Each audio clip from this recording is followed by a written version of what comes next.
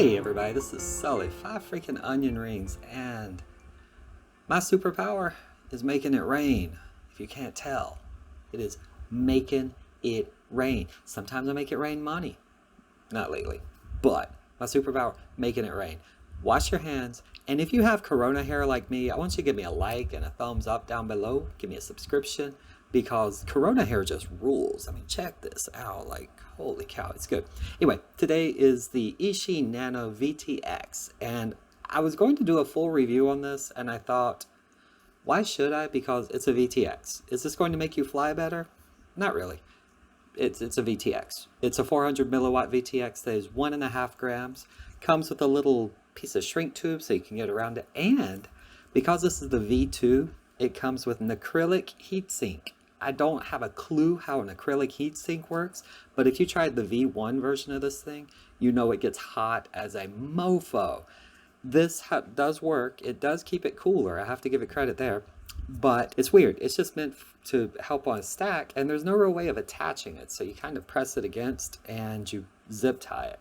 That's about the only way I can figure out. But it does keep it from overheating like the other one. Now, I had the Eachine Nano 1, and it didn't overheat. It just got really freaking hot. But it always worked. It still works, actually. It's been going strong for over a year now. But this is the V2. Pros, just going to do pros and cons. Pros, it is 1.5 grams. This board weighs 0.5 gram, so total combined weight 2 grams with a freaking antenna. That is awesome. It has an IPEX connector, so you can get an IPEX to a regular antenna connector if you want to use this in one of your bigger quads. Or you can use the little whip. I actually like the whips. These things are tremendously, they're just versatile. You just stick them in, pop it up, and you don't have to worry about it. Once you get it set it and forget it. Shoot. It does have a button so you can go through and change your channels manually. It also has smart audio, so you're able to use smart audio. It gives you 5 volts out and 5 volts in, so it is only for 5 volts. It does not run off of battery, off feedback. It does run off of your flight controller, 5 volt out. It will give out 5 volts to your camera. It does have a really good line filter from what I have seen, and did I mention it's 1.5 grams? And a multiple of 1.5 is 15, and it's $15. So honestly, when someone asks me why don't I use Unify, TBS Unify and stuff like that, it's because they're $30 and $40. I have never destroyed a VTX. Like, I've destroyed an all-in-one camera.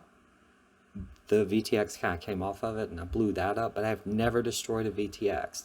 So with that being said, for $15 to get something that has pit mode all the way through 400 milliwatts, and being a 1.5 gram package that is very easy to put anywhere on pretty much any quad, it's freaking amazing. So that gets a 5 onion rings thumbs up. Now cons, it's Eachine. To me, that's actually, it's not as much of a con as it used to be, but it needs to be said, let's be honest. Con 2 is it's 1.5 grams. That's no big deal, but there is no real heat dissipation, shall we say. Like, this thing it's a heat monster, so you can't just plug it in and let it run. Con that I can also think of, it doesn't run off VBAT, but I don't think very many people run off VBAT anymore for VTXs anyway, because of all the noise you get. So yeah, it's pretty good. Anyway, $15. It's still raining outside. I think we're on day like 900 of rain and 982 of quarantine. And man, I'm telling you what, I'm tired. But, I'm wearing a mask because I care about everybody out there. So please, wash your hands, wear a mask. If you go to the bathroom, please wash your hands, definitely. Wear a mask, keep everyone safe, keep us all safe. That's all I'm asking. That and a like and a subscription, thumbs up. Let me know what you think down below. There will be an affiliate link. I'll have videos of this thing up. Like I say, my V1 works great. V2, they just added an microphone and heatsink, and yeah, I don't know, it's pretty good. $15 though. Like, these things used to be 20 for crap ones and 50 for good ones. So $15 is hard to beat. Anyway, like, subscribe, thumbs up. Thank you so much. Hope y'all have a good one, and we will talk to you later.